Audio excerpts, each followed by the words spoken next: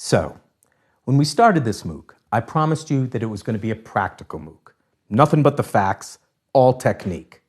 But then, as I got going, we started talking about real and imaginary fears, and then there was this paradoxical ghost of fear which haunted us, and that led to a double paradox, which all of a sudden was a metaphysical struggle between the true self and the self dissolving into nothingness, into fear on stage. I think this abstraction is important, and I want to let you in on a secret. This MOOC is a story.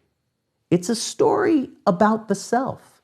It's a story that begins in this module with the self in fear, and it's a story that develops in the next with the self contained within a rigid formula, indeed kind of struggling to get out of that formula. And that formula is something that I promise helps, but also that contains us. And then in the last module, it's going to be the self larger than life, the self emerging out of that formula into something very magical, able to speak to people and call together community. And I think this story is important. And I'm going to let you in on a deeper secret. This MOOC is really a story about storytelling itself. Now, I could imagine a few people out there saying, come on, I just need to know how to deliver information in front of people. I just need to know how to tell people how to work the underseat life preserver, or how to load an M16, or how to fix a carburetor and program a fuel injector. I call that the instrumental approach to public speaking. And it's true that we stand before people to deliver content.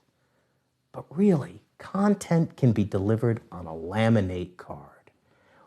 We may need to convince people to invest in our business opportunity, but the real facts and figures can be delivered through email on a spreadsheet.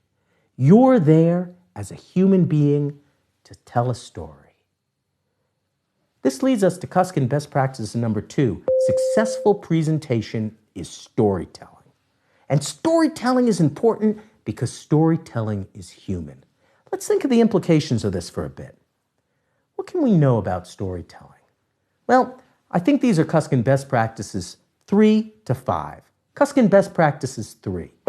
Stories have beginnings, middles, and endings, and often present a single main meaning. This is important because when we tell a story, there may be many different parts, but ultimately that story comes back to one central theme that communicates through all those parts. Kuskin best practices 4.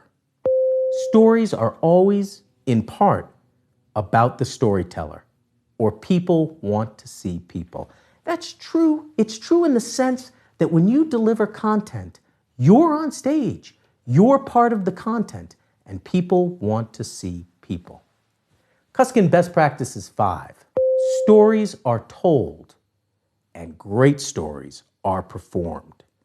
This is important because it suggests that you're not just part of the story. You've got to deliver that story. You've got to engage with it so that you make the story.